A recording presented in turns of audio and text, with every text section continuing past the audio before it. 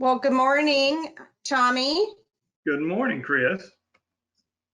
I am going to be recording this for our operator base, and for their benefit.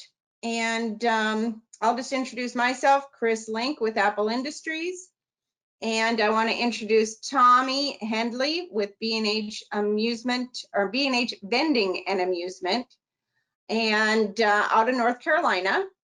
And we're just going to have a little candid talk today about Photobooths. And I want our operator base to be able to hear it directly from the operator, their experience with Photobooths, the ins and outs, the goods, the bads. Let's just keep it honest, authentic, real. I want the real thing. I don't want any, you don't have to put any fluff in there, okay? Sounds good. Just give a little introduction, if you can, of yourself and how long you've been in the business, that kind of thing. Sure. We're a small family business, just mainly me, my son, my wife part-time. We get extra help when we need it.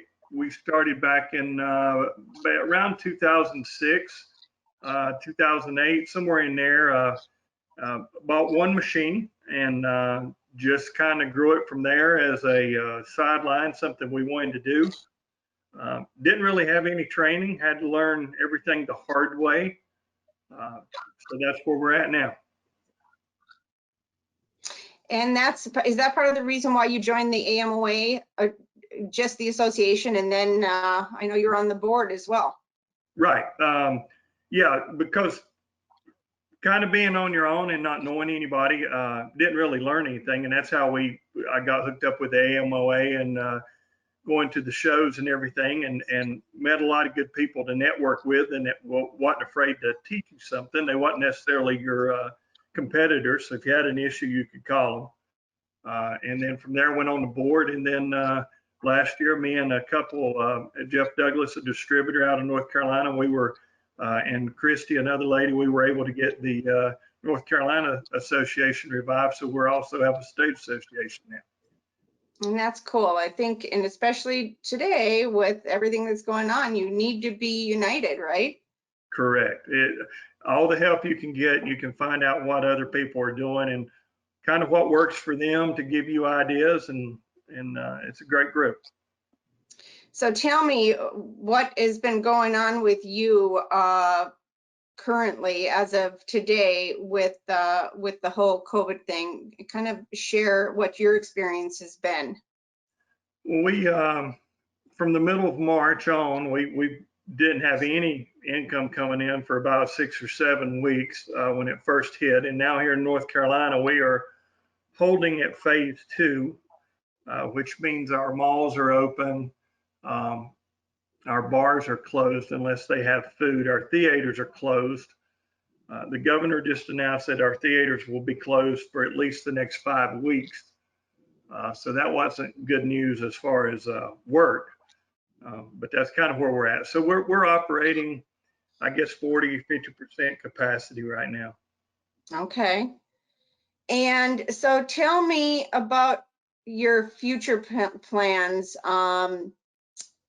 And I guess we'll be specific about Photobooths, because I know you actually have a couple booths on order with us, and I want to have you explain to operators, other operators, why, especially when you're in the situation you're in. You know, you're closed, for heaven's sake. So kind of explain to them, you know, what you see, what your firsthand experience is, and where you're, you know, where you're headed.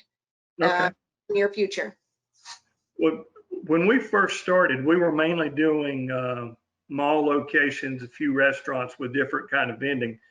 And I wanted to, you know, wanted to branch out a little bit, not have all of our eggs in one basket, and, you know, basically diversify.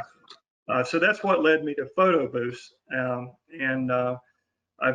My Photobooths are in theaters right now, so they're closed. They haven't made any money since middle of March. But for the 2 years prior that I've been operating them, the photo booths have been positive income for us after we take out the paper. After we pay our commission to our location, they're still profitable every month. And the one thing that I really like about them, aside from being, able to diversify a little bit, but there's basically no maintenance. We service ours once a month. We try to coordinate that with when you get your reports online, you can see what each booth is doing. You can see how much paper is remaining. You can make sure it's working. So we try to work that when we service those once a month.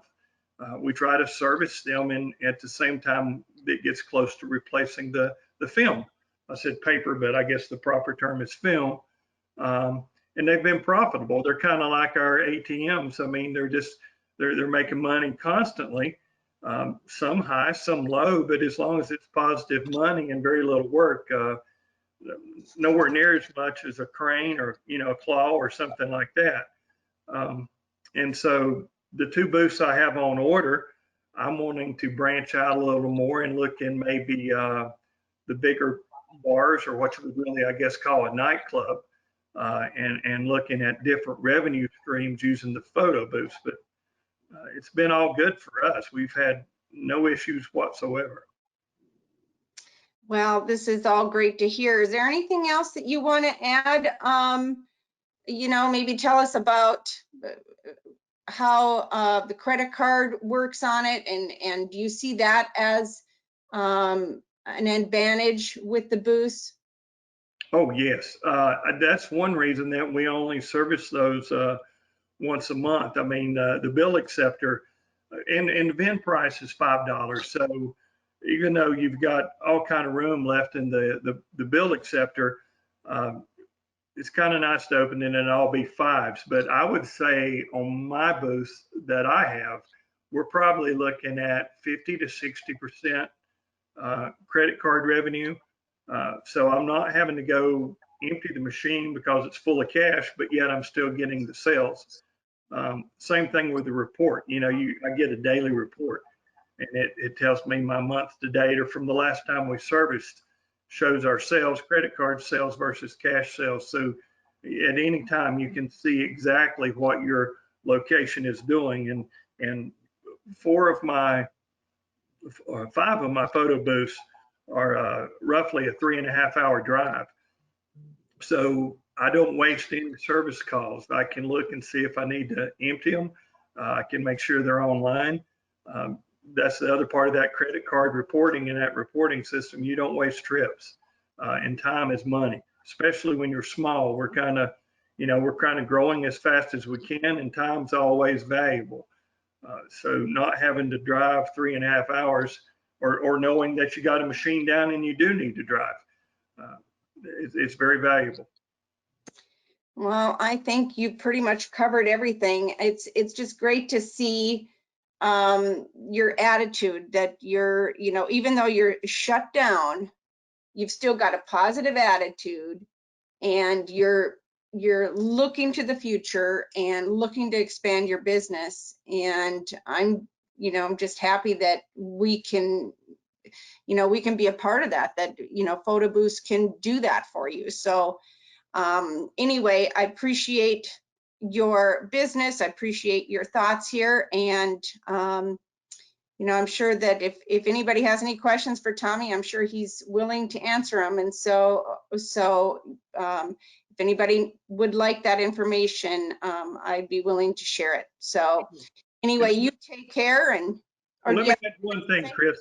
I don't know if you remember, but at the different shows, trade shows, everything, different places that I saw you, for about 2 years, you tried to sell me on photo booths. And I don't know that I've ever, before owning them, ever sat down in a photo booth being a guy.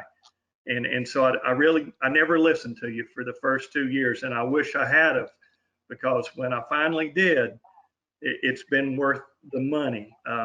One thing I will say to other operators, you want to make sure when you go into a location to try to set one, I would try to talk to a female bartender or a female manager, because they have a different perspective than guys. The women use these booths women and girls, depending on your age classification and where you're at. But I wish I'd listened to you 2 years sooner. That's my only really regret. And I know, this is legit. It's not a sales thing. I don't get nothing out of this, but I wish 2 years sooner I'd listened to you. Well, I appreciate that. And that's part of the reason why we're doing this, this kind of little podcast thing, is because, genuinely, I want to sell operators photo booths, but it's not just because that's my job. It's because really it's what's best for them. It's what's best for our industry. And I just think that, if operators will get the message across sooner than I can, it's in your benefit that we need to do this. So I appreciate you saying that. Well, I'm in it, so I appreciate you. Thank you. All right. Thank you so much. You take care, and best to you in the near future. Okay. Bye-bye. Bye.